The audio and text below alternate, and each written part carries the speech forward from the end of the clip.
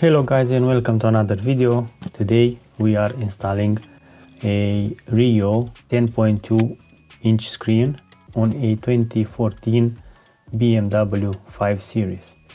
This model comes with the NBT system. Before you make an order, you should send a picture with your dashboard and with your navigation system, and this way they will send you the unit that is compatible with your car. So you have the link in the video description if you want to buy this navigation system.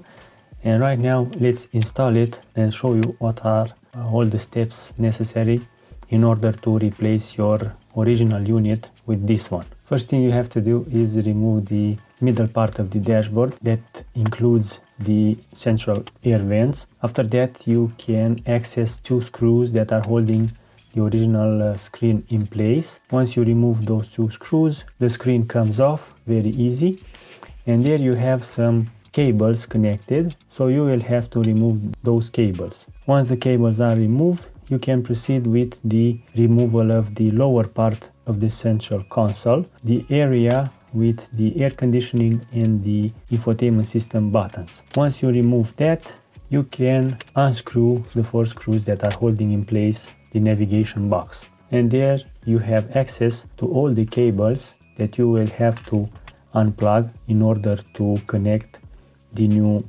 infotainment system. This infotainment system is based on a Linux operating system, which means that it will boot up very fast in about 7 seconds, and it will connect to the wireless Android Auto or wireless CarPlay in about 12 seconds, and it's faster than an Android based system. In order to make all the connections properly, you will have to remove this green cable from the squared cable box and connect the green cable onto the end of the cable that is in the package. Package also contains an AUX cable and an USB slot.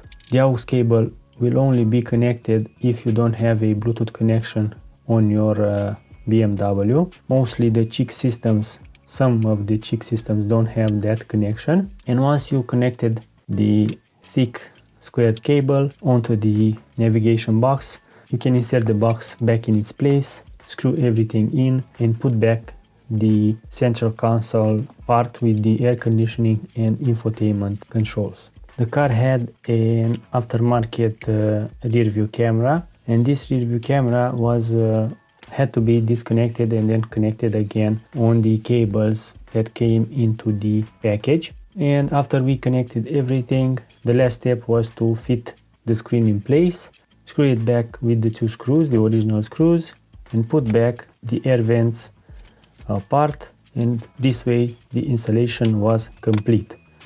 Everything is very simple. It shouldn't take you more than a half an hour if you have all the right tools, and these are the main functions of this screen. One important notice: you get to keep all the original infotainment system with its informations and its functions, plus the new screen is compatible with the steering wheel controls and the iDrive button located between the seats. This means that we can control the menu either using the touch screen or using the BMW iDrive button. So the main functions are the wireless CarPlay and the wireless Android Auto. This is how the home screen of the system looks like. We have a bunch of different sub-menus. So the first one is CarPlay, then we have Android. The fourth one is the DVR. This means that if we have a compatible DVR camera, we can connect it to the screen, and we will have access to all the videos stored on the camera's micro SD card.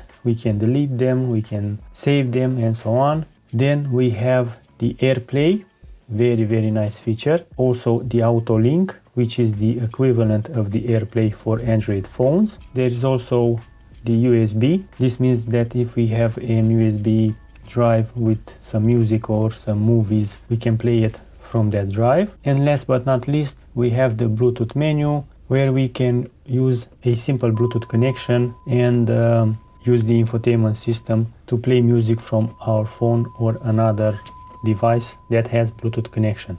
This is how the CarPlay looks like on the screen. We have all the apps in the CarPlay ecosystem, like Google Maps, YouTube Music, Spotify, Music, Apple Maps, WhatsApp, Messages, Phone, and so on.